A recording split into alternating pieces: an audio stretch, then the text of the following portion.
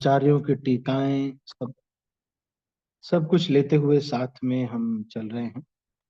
तो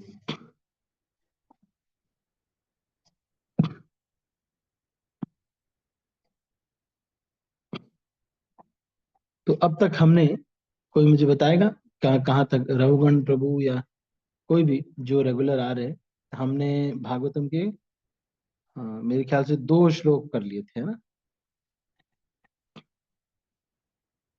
3। हम्म। 3 हरे कर कृष्णा। ली थी शायद प्रभु जी। हरे कृष्णा, पांचवें धन्यवाद प्रणाम गुरु जी। धन्यवाद प्रणाम। हाँ रघुगण प्रभु, बोलिए बोलिए। अजय प्रभु जी, कल सॉरी प्रभु, कल मैं थोड़ा एग्जाम नहीं दे पाया, थोड़ा लेट हो गया था। मैं आते देखा ऑफिस में, अच्छा, ये शाम, ये नहीं हो पांच पाया। 5वें श्लोक तक से करना है ना हमें, कि कौन से श्लोक से करना है? 5वें श्लोक का मेरा लिखा हुआ है यहाँ पे, 3/2/2024, है ना?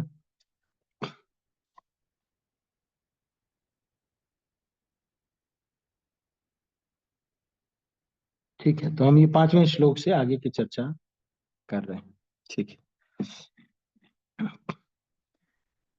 श्रीमद् भागवतम, पहला स्कंद, तीसरा अध्याय, श्लोक संख्या 5।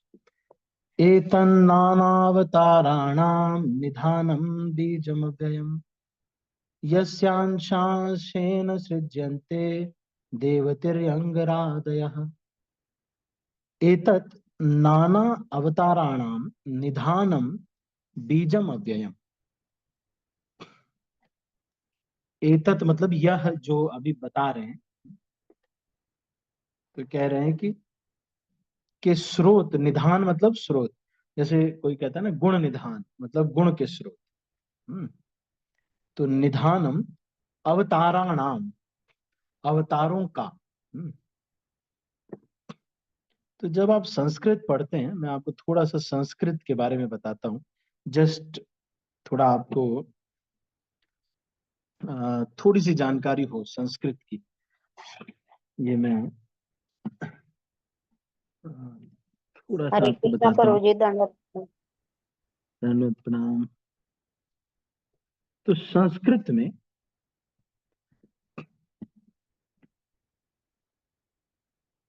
ये व्याकरण, संस्कृत व्याकरण में विभक्तियां होती हैं।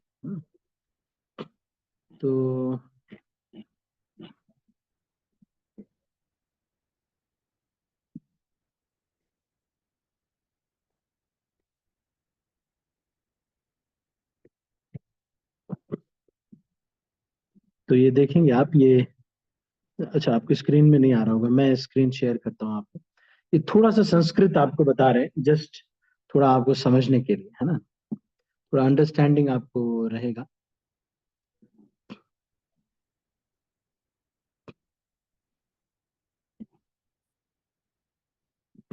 आपको दिख रहा है, सबको दिख रहा है मेरा स्क्रीन?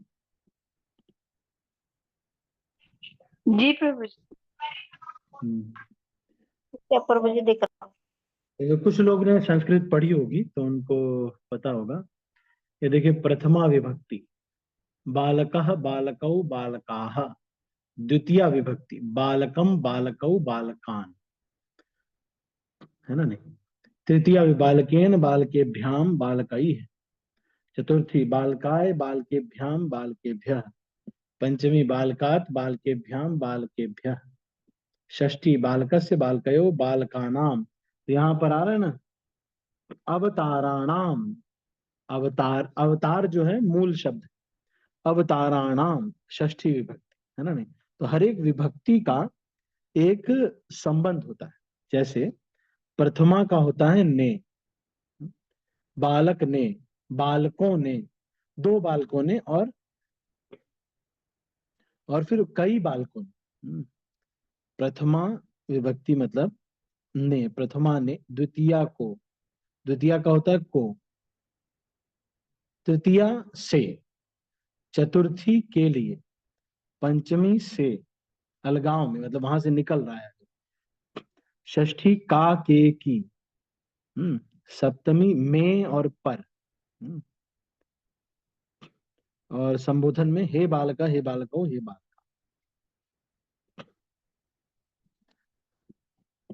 तो ये थोड़ा सा विभक्तियों के बारे में इसलिए मैं बता रहा हूँ ताकि आपको जब कोई शब्द आए, जैसे कि अब यहाँ पे ये शब्द आया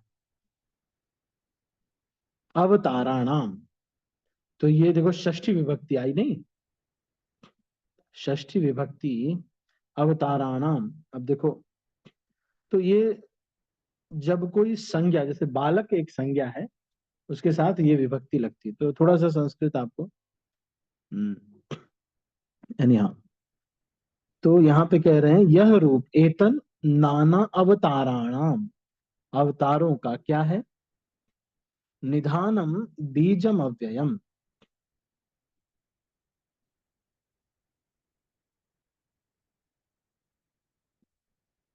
अविनाशी अव्यय बीज यस्य अंश अंशेन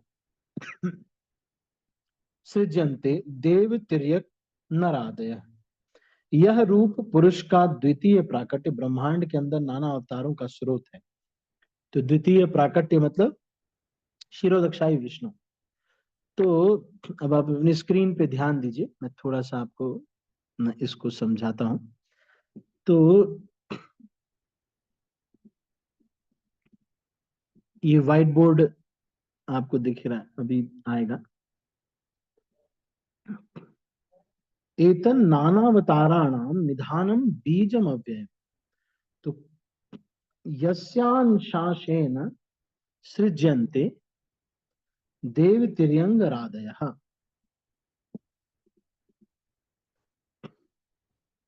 तो अब यहाँ पर क्या है, सबसे पहले क्या है, जितने भी अवतार हैं वो क्षीरोदक्षाई विष्णु से आना चाहिए। सारे जो अवतार हैं वो क्षीरोदक्षाई विष्णु से आते हैं। लेकिन कभी कभी, अब यहाँ पर मान लीजिए कि यहाँ पर साकेत धाम है जहां पर राम है, फिर एक धाम है जहां कृष्ण गोलोक वृंदावन में है। तो ये जो मूल कृष्ण है ये कभी कभी ही आते हैं ब्रह्मांड, ये जैसे कि मान लीजिए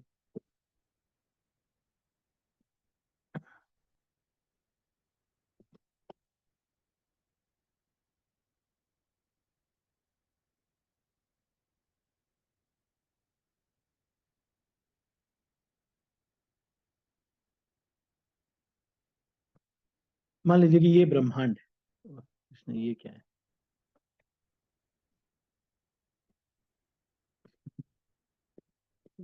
कैसे बन रहा है ये,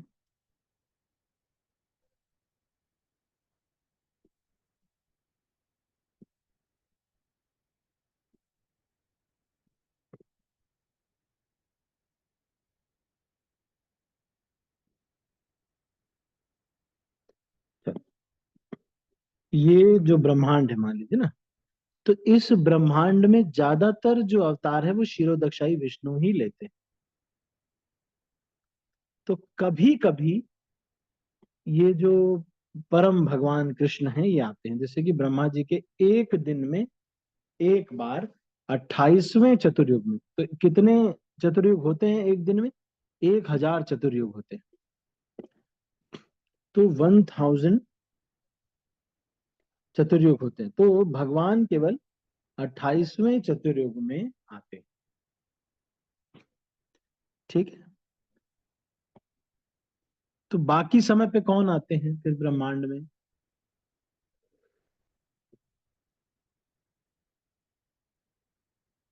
इसका मतलब ये भी पता चलता है कि एक दिन भर में वो जो उसी ब्रह्मांड में कई चीजें चलती रहती हैं, वहीं पे चलती रहती है, दिन भर का कार्यकलाप रहता है। मनवंतर बदलना ये सब एक बार ब्रह्मांड ब्रह्मा जी बनाते हैं, तो उसी में मनवंतर वगैरह गवर्नमेंट चेंज होती रहती है एक दिन में। फिर उसके बाद अगले दिन फिर से नया शुरू होता है। तो 1000 चतुर्युग में 28वें चतुर्युग में ही भगवान आते हैं। ठीक है, तो यहाँ पर कह रहे हैं कि जितने भी बाकी जो अवतार हैं बाकी जो चतुर्युग है उसमें कौन आता है? तो उसमें आते हैं नारायण, जो वासुदेव हैं वो आते हैं। ठीक है, तो यह रूप ब्रह्मांड के अंदर नाना अवतारों का स्रोत तथा अविनाशी बीज है, इसीलिए ये बोल रहे हैं।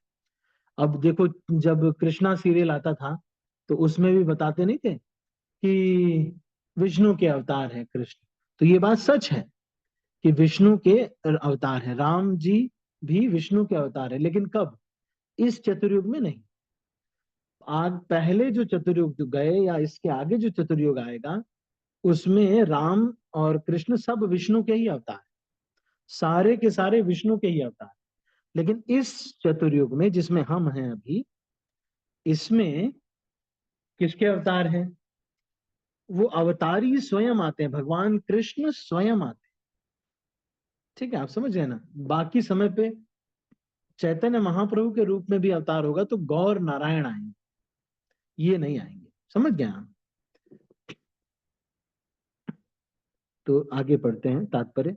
महतत्व में अखंड ब्रह्मांडों की सृष्टि कर लेने के बाद यह पुरुष इन ब्रह्मांडों में से प्रत्येक में द्वितीय पुरुष गर्भोदक्षाई विष्णु के रूप में प्रविष्ट हुए। तो ये कैसे सृष्टि हो रही है, इस पूरे पैराग्राफ में ये बताया गया है। ये पूरे पैराग्राफ को हम स्किप करते हैं क्योंकि सृष्टि हमने पहले भी चर्चा की है। तो सबसे पहले क्या होता है, गर्भोदक्षाई विष्णु आए, उनसे शिरोदक्षाई विष्णु आए। गर्भोदक्षाई विष्णु के नाभ ने देखा कि ब्रह्मांड में तो कुछ है ही नहीं, तो वो अपने नाभि, अपने शरीर से पसीना उत्पन्न करते हैं और फिर उसी गर्भोदक जल से आधा ब्रह्मांड भर देते हैं। उसके बाद उसी में वो शयन करते हैं, गर्भोदक्षाई विष्णु। और वो जो गर्भोदक्षाई विष्णु हैं, उन्हीं के नाभि से ब्रह्मा, एक कमल स्फुटित होता है जिसमें ब्रह्मा जी विराजमान होते हैं, ब्रह्मा जी वहां से प्रकट होते हैं।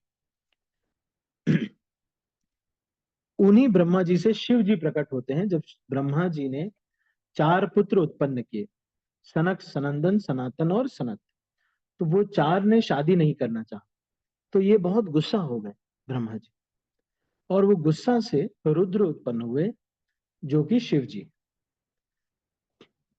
तो रुद्र वहां से प्रकट होते हैं और जो ब्रह्मा जी से ही फिर आगे चल के नेक्स्ट पेज पे जो पैराग्राफ है उसमें पढ़ रहा हूं। ब्रह्मा से दक्ष, मरीचि, मनु आदि अनेक देवता प्रकट हुए जिन्होंने ब्रह्मांड में जीवों का जनन किया।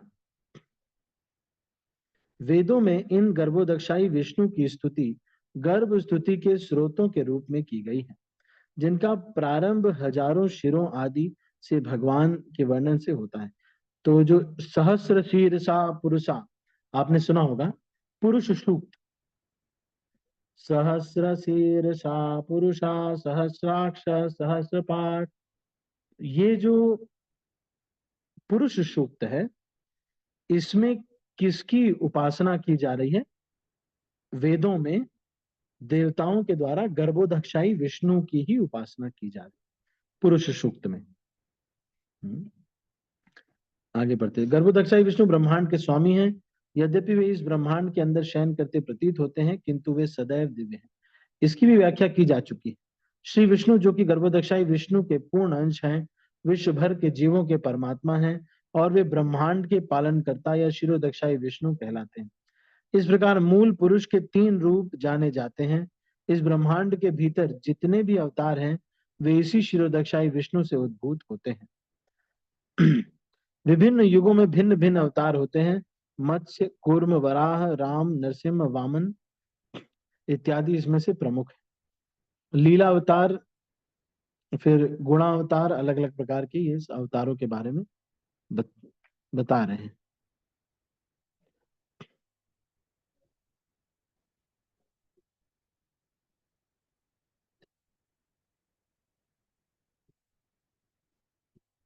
तो ब्रह्मा जी कौन है? ब्रह्मा जी एक जीव है,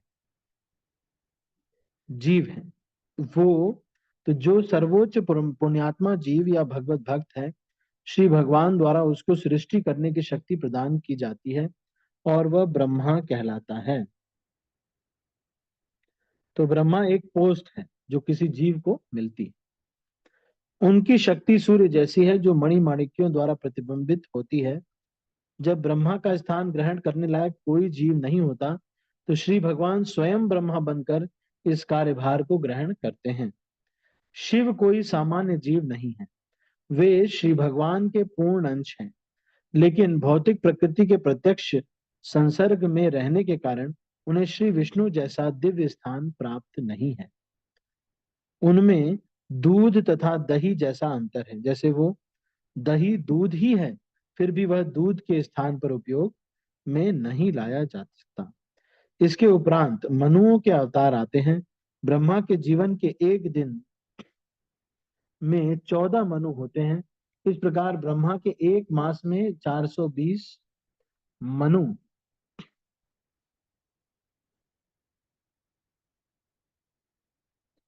एक दिन में 14 मनु है ना। तो ब्रह्मा के एक महीने में 420 मनु और ब्रह्मा के एक वर्ष में 5040 मनु होते हैं। ब्रह्मा की आयु 100 वर्ष की है, अतः ब्रह्मा के जीवन में 5,04,000 मनु होते हैं। ब्रह्मांडों की संख्या अनगिनत है और इनमें से प्रत्येक में एक एक ब्रह्मा होते हैं, और ये सब पुरुष के श्वास छोड़ने या लेने जितने समय में उत्पन्न तथा विनष्ट हो जाते हैं। अतएव कल्पना की जा सकती है कि पुरुष के एक श्वास काल में कितने लाखों मनु होते हैं। तो हमारे लिए सोचने का विषय है कि भगवान केवल सांस लिए हैं और ये सारा जो इतना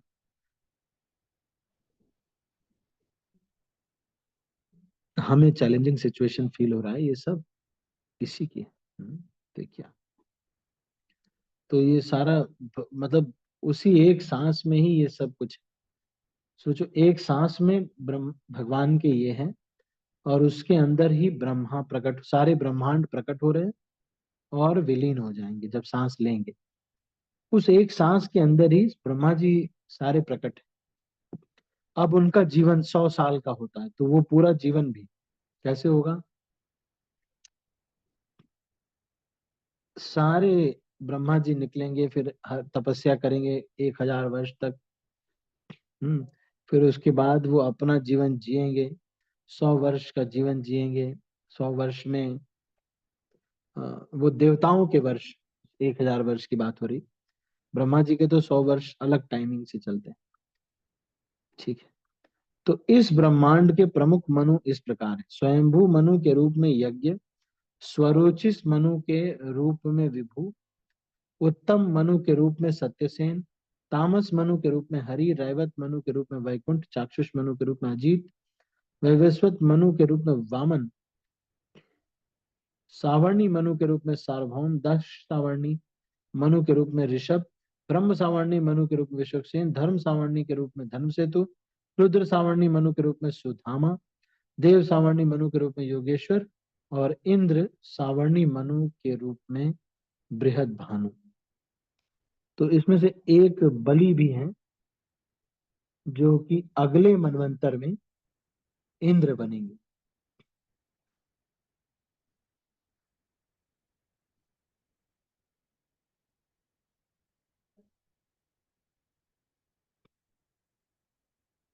ठीक है।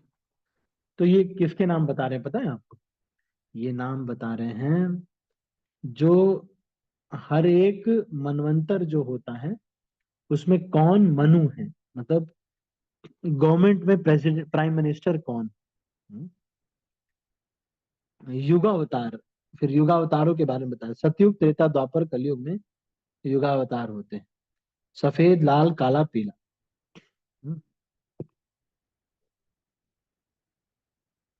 तो कोई भी धूर्त के लिए अवतार बनने की गुंजाइश नहीं है, क्योंकि अवतार का उल्लेख शास्त्रों में रहता है। कोई भी अवतार अपने आप को ईश्वर का अवतार घोषित नहीं करता, अपितु ऋषिगण शास्त्रों में उल्लेखित लक्षणों के आधार पर उन्हें स्वीकार करते हैं। शास्त्रों में अवतार के लक्षणों तथा उनके द्वारा संपन्न होने वाले विशेष कार्यों का उल्लेख रहता है। प्रत्येक अवतारों के अतिरिक्त असंख्य शक्तावेश अवतार होते हैं, इनका भी प्रामाणिक शास्त्रों में उल्लेख रहता है। ऐसे अवतारों को प्रत्यक्ष तथा अप्रत्यक्ष दोनों प्रकार से शक्ति प्रदान प्राप्त हो जाती है। जब उन्हें प्रत्यक्ष शक्ति मिली है तो वे अवतार कहलाते हैं, किंतु जब उन्हें अप्रत्यक्ष शक्ति मिली है तब वे विभूतियां कहलाते हैं। अच्छा, तो ये आगे यहां तक शायद हमने पढ़ लिया। स एव प्रथमं देवः कौमारं सर्गमाश्रितः चचार दुश्चरं ब्रह्मा ब्रह्मचर्यम अखंडितम। सृष्टि के प्रारंभ में सर्वप्रथम ब्रह्मा के 4 अविवाहित पुत्र थे, जिन्होंने ब्रह्मचर्य व्रत का पालन करते हुए परम सत्य के साक्षात्कार हेतु कठोर तपस्या की।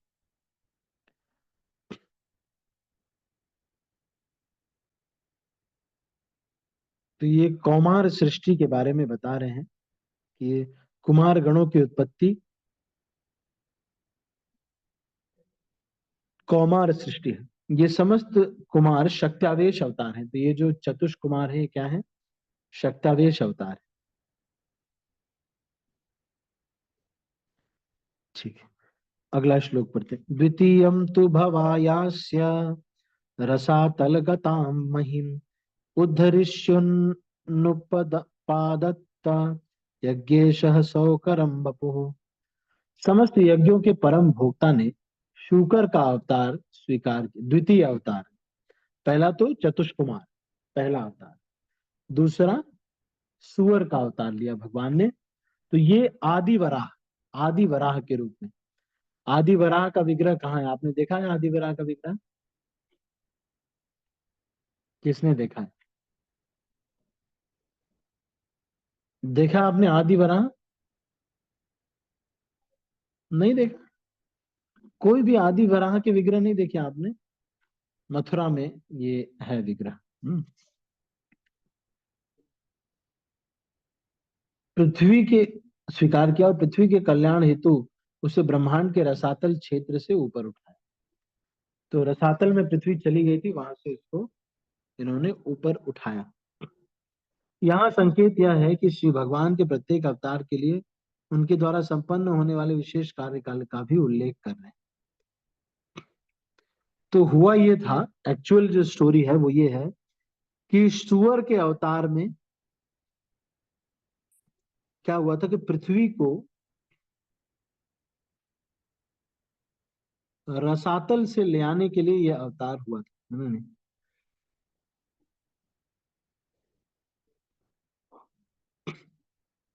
तो इसीलिए मतलब बहुत नीचे गंदे स्थान पे था, इस वजह से सुअर का अवतार लेकर के पृथ्वी को भगवान ने ऊपर उठाया था। ऋषियों के सर्ग में श्री भगवान ने देवर्षि नारद मुनि के रूप में, जो देवताओं में महर्षि हैं, तीसरा शक्तावेश अवतार ग्रहण किया था। तो नारद मुनि कौन है? वो भी शक्तावेश अवतार है। उन्होंने उन वेदों का भाष्य संकलित किया जिनमें भक्ति मिलती है और जो निष्काम कर्म की प्रेरणा प्रदान करते हैं। श्री भगवान के शक्तावेश अवतार महर्षि नारद संपूर्ण जगत में भक्तिमय सेवा का प्रचार करते हैं। ब्रह्मांड के विभिन्न लोकों में तथा समस्त योनियों के सभी महान भगवत भक्त उनके शिष्य हैं। श्रीमद् भागवतम के संकलन करता श्री व्यास देव भी उनके शिष्यों में से एक हैं। नारद पंचरात्र जो भगवत भक्ति विषय वेदों का भाष्य है, उन्हीं के द्वारा रचित है। यह नारद पंचरात्र कर्मियों को कर्म बंधन से मुक्ति दिलाने की शिक्षा देता है। बद्ध जीव अधिकांशतः सकाम कर्मों के प्रति आसक्त होते हैं क्योंकि वे अपने परिश्रम द्वारा जीवन का आनंद भोगना चाहते हैं। यह समस्त ब्रह्मांड समस्त योनियों के सकाम कर्मियों से भरा पड़ा है। सभी प्रकार की आर्थिक विकास की योजनाएं इन सकाम कर्मों में सम्मिलित हैं। किंतु प्रकृति का नियम यह है कि प्रत्येक क्रिया की परिणाम क्रिया प्रतिक्रिया होती है और कर्म करने वाला अच्छे या बुरे कर्म फल से बंधा होता है। अच्छे कर्म का फल तदनुरूप भौतिक संपन्नता है, जबकि बुरे कर्म का फल तदनुरूप भौतिक कष्ट होता है। फिर भी भौतिक दशाएं, चाहे वे तथाकथित सुख हो या दुख हो, अंततः दुख का ही कारण बनते हैं। अल्पज्ञ भौतिकतावादी को यह पता ही नहीं होता कि मुक्त अवस्था में शाश्वत सुख कैसे प्राप्त करना चाहिए। श्री नारद मुनि इन अल्पज्ञ सकाम कर्मियों को बताते हैं कि किस प्रकार वास्तविक सुख प्राप्त करना चाहिए। वे संसार के रुग्ण मनुष्यों का उत्थान को निर्देश देते हैं कि किस प्रकार उनके इस वर्तमान पेशे से उनका आध्यात्मिक उत्थान हो सकता है।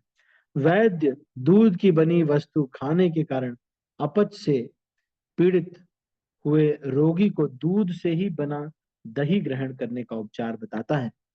अतः लोग रोग का कारण तथा उसका उपचार एक ही हो सकता है, किंतु उपचार करने वाले को श्री नारद मुनि के समान कुशल वैद्य होना चाहिए। श्रीमद् भगवद गीता का भी यही उपदेश है कि अपने परिश्रम के फल को श्री भगवान की सेवा करनी चाहिए।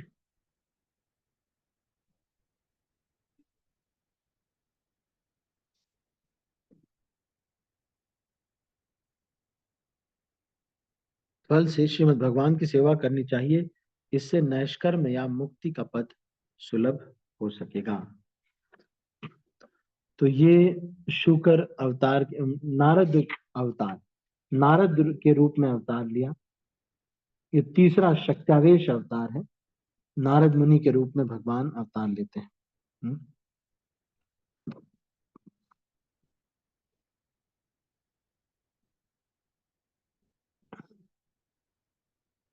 फिर कह रहे हैं 9वां श्लोक, तुर्ये धर्म कला सर्गे नर नारायण वृषि भूत्वा तमोपशमोपेतो कम करोतु दुश्चरम तपः।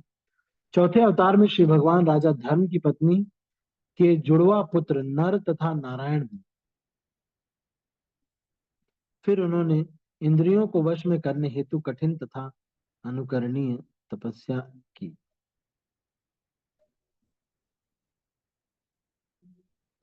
तात्पर्य, राजा ऋषभ ने अपने पुत्रों को उपदेश दिया था कि श्री भगवान का साक्षात्कार करने हेतु तपस्या ही मनुष्य का एकमात्र कर्तव्य है। अतएव हमें शिक्षा देने हेतु ही श्री भगवान ने आदर्श प्रस्तुत करते हुए स्वयं ऐसा किया। भगवान भुलक्कड़ जीवों पर अत्यंत दयालु रहते हैं, अतः वे स्वयं आते हैं और अपने पीछे आवश्यक आदेश छोड़ जाते हैं। वे बद्ध जीवों को भगवत धाम वापस बुलाने हेतु अपने उत्तम पुत्रों को भी प्रतिनिधि बनाकर भेजते हैं। हाल ही में अभी सबकी स्मृति में ही भगवान चैतन्य महाप्रभु भी ऐसे ही कार्य के लिए इस लौह युग में के पतित आत्माओं पर विशेष कृपा करने हेतु प्रकट होते हैं। श्री नारायण अवतार की पूजा आज भी हिमालय की पर्वत श्रृंखला में स्थित श्री बद्री नारायण में की जाती है। तो आज हम इसको यहीं पर क्लोज करते हैं। तो इसके आगे की चर्चा हम अगले प्रवचन में करेंगे। तो अभी इसको हम यहीं पर समाप्त करते हैं। आज हमने 9वें श्लोक तक किया। किसी को अगर कोई प्रश्न है या कोई टीका टिप्पणी आप कुछ कहना चाहते हैं तो आप कह सकते हैं। ज्यादा इसमें जो if you wish to say anything, किसी को कुछ कहना है या फिर कोई टीका टिप्पणी है आपकी तो कैसे। हाँ हरे कविता कृष्ण माता। प्रभु जी, दंडवत प्रणाम। प्रणाम। जो विराट पुरुष है और जो क्षीरोदक्षाई विष्णु है, ये दोनों एक ही है या अलग अलग है? अलग अलग। तो थोड़ा समझाएंगे प्रभु जी हमें? तो विराट पुरुष, वैसे तो विराट पुरुष ये लोग जो आ, है वो वास्तव में तो एक इमेजिनरी विराट पुरुष बोलते हैं, जिसमें कि पेड़ पौधे, नदियां उनकी जो है नसें हैं, इस तरह से एक विराट पुरुष बोलते हैं। दूसरा एक विराट पुरुष जो कि शिरो जिसकी उपासना कर रहे हैं, वो विराट पुरुष वो है जो गर्भोदक्षाई विष्णु। तो कभी कभी देवता उन गर्भोदक्षाई विष्णु की प्रार्थना करते हैं तो उनको फिर बोलते हैं। समझ रहे हैं ना? तो क्या बोलते हैं, सहस्र शीर, तो गर्भोदक्षाई विष्णु के लिए वो बोलते हैं। तो विराट पुरुष एक इमेजिनरी एक विराट पुरुष है भी, और इसके साथ साथ गर्भोदक्षाई विष्णु एक अलग रूप है जिसकी उपासना करते हैं। जो देवता होते हैं वो उसकी उनकी उपासना करते हैं पुरुष सूक्त जो बोलते हैं वो उन्हीं के लिए बोलते हैं। समझ पाए माता जी? जी प्रभु जी, धन्यवाद प्रभु जी, धन्यवाद। हरे कृष्ण कृष्ण। तो और ये कोई जो कुछ कहना चाहते? स्तुति होती है वो स्तुति गर्भोदकशाही विष्णु की होती है, क्षीरोदकशाही विष्णु की नहीं होती है। वो की गई है उन्हीं के लिए, की गई है गर्भोदक्षाई विष्णु के लिए। यहाँ पे कह रहे हैं ना कि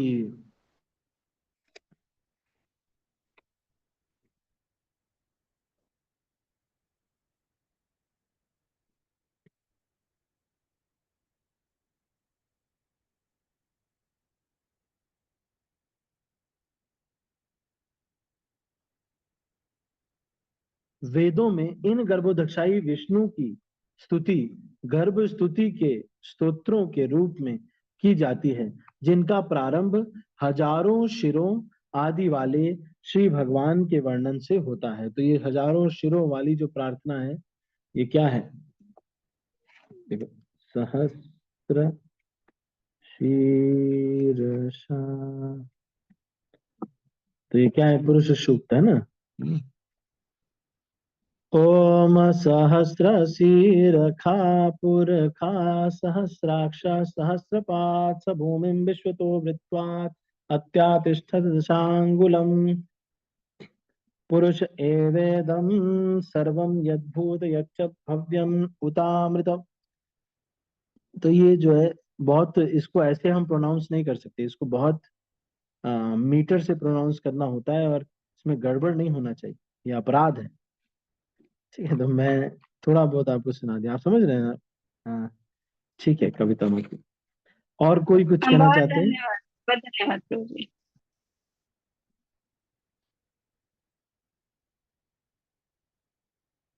हरे कृष्ण प्रभु जी, दंडवत प्रणाम। हाँ, हरे कृष्ण, धन्यवाद प्रणाम माता जी। प्रभु जी, नारद जी क्या बोला आपने? प्रभु जी को पहले प्रभु जी कुमार अवतार होता है, फिर नारद। हाँ, पहले कुमारों का अवतार हुआ ना, फिर उसके बाद शुकर अवतार बोला, द्वितीय अवतार, तीसरा अवतार नारद मुनि। हाँ जी प्रभु जी, यही बात है ना, जैसे नारद जी ने की एक स्टोरी भी आती है ना भागवत में प्रभु जी, कि वो पहले दासी पुत्र हुआ करते थे प्रभु जी। हाँ, ऐसे मैंने खुद सुनाई स्टोरी, ऐसे मैं पिछले जन्म में दासी पुत्र था, साधुओं के उच्छिष्ट खाकर फिर मेरे को इस रूप में मतलब नारद जी प्रकट हुए प्रभु जी। इसके फिर सही कह रहे कंफ्यूजन हो गया। हैं। ठीक है, कोई बात। और और कोई कुछ कहना चाहते हैं? एनी अदर क्वेश्चन और कमेंट्स?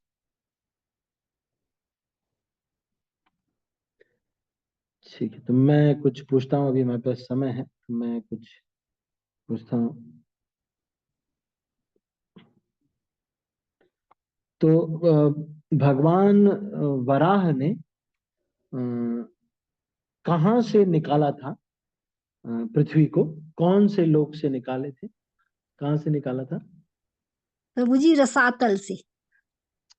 है, पहले हैंड रेस करना।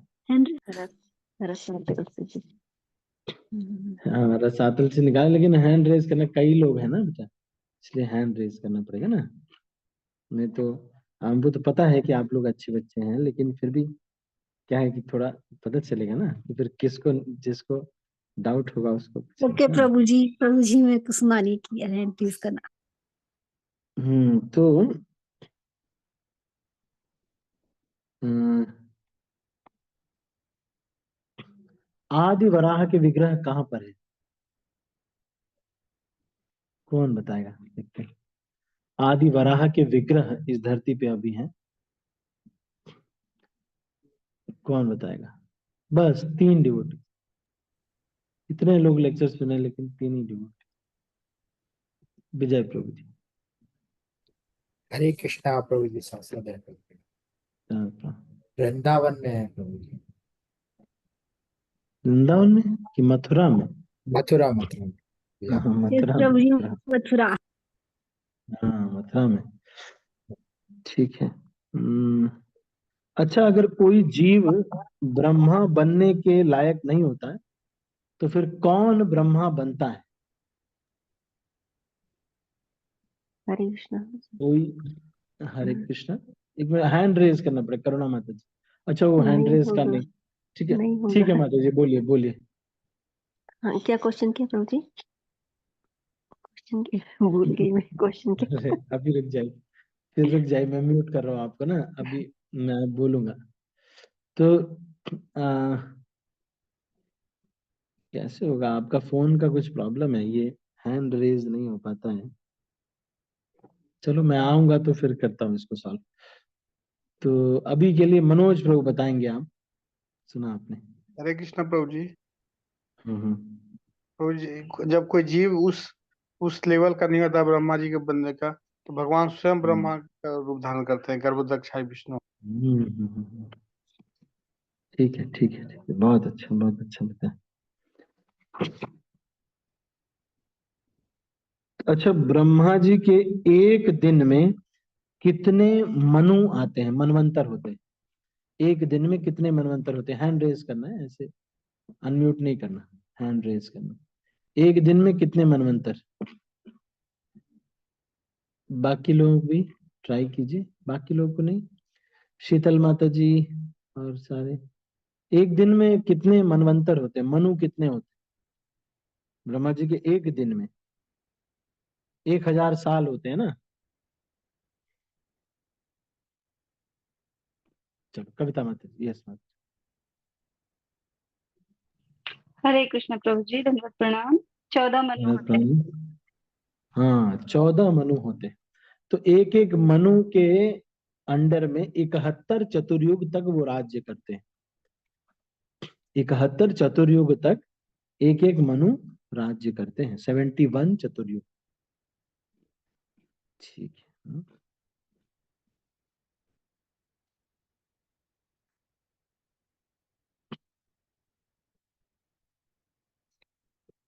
हम्म, तो अब ये 6वें श्लोक से 27 श्लोक तक अलग अलग भगवान के अवतारों के बारे में ही बताएंगे। ठीक है, तो मैंने ये थोड़ा बहुत चर्चा किया। आज फिर इसका बाइफरकेशन मैं नहीं बता पाया, मैं आया और पढ़ा दिया इसको, मैं आगे बताऊंगा आपको। तो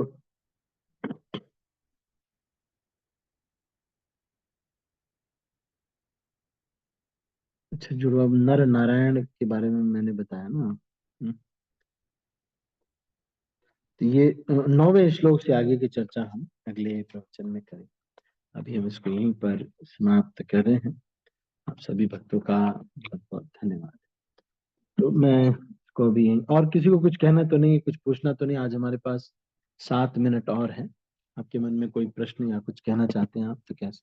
सुशीला माता हरे जी। कृष्ण प्रभु जी, दंडवत प्रणाम। प्रभु जी, हम लोगों ने टेस्ट कैसे किया उसके बारे में बताना जरा। हमको तो कुछ आता नहीं है प्रभु जी, अपने मन से ही लिखते थे, पता नहीं कहीं भूल भी जाते हैं। वो तो रिजल्ट आएगा, आपका ग्रेड आएगा जब आपका ये कैंटो पूरा हो जाएगा, तो फर्स्ट कैंटो का आपको सर्टिफिकेट मिलेगा, रिजल्ट। ओके प्रभु जी, धन्यवाद प्रणाम। या आपने ये पढ़ लिया, ये फर्स्ट कैंटो, तो आपको ये आपको रिजल्ट आया, इतना ग्रेड से आपने पढ़ा है कि नहीं? ठीक है। संधिनी राधा माता जी, यस माता। हरे कृष्णा, दंडवत प्रभु जी।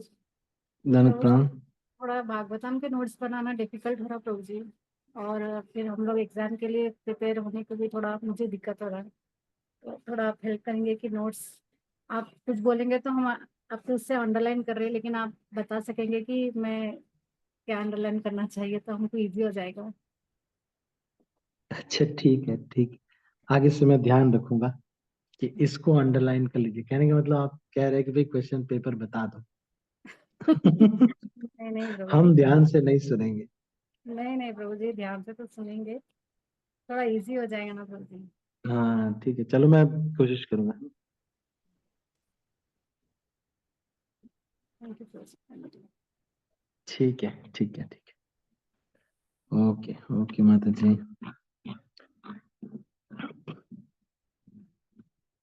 एक और चीज आप कर सकते हैं, 2-3 बार लेक्चर सुन सकते हैं ना। जैसे एक बार आपने अभी सुन लिया, एक बार आप कुछ करते हुए, ये लेक्चर आ ही जाता है यूट्यूब पे, आपने एक बार और सुन लिया, तो ऐसे करके करेंगे ना, 2-3 बार सुन लेंगे। मैं आपको बता रहा हूँ, जो हमने सुना है उसको जब हम दोबारा सुनते हैं ना, ये एकदम मन में बैठ जाता है एकदम। जैसे मैंने आपको इतने सारे मनवंतर के बारे में बताया, लेकिन दोबारा सुनेंगे क्योंकि पहले सुना है, वो रिपीट होगा, रिपीट होगा, रिपीट होगा, और वो आपको पॉइंट क्लियर हो जाएगा। लेकिन माय पॉइंट,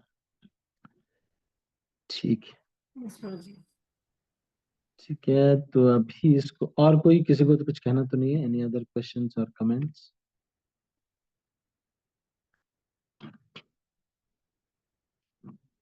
ठीक है, तो अभी हम इसको यहीं पर समाप्त करते हैं। आप सभी भक्तों का बहुत बहुत धन्यवाद। हरे हरे कृष्णा। मैं सब भक्तों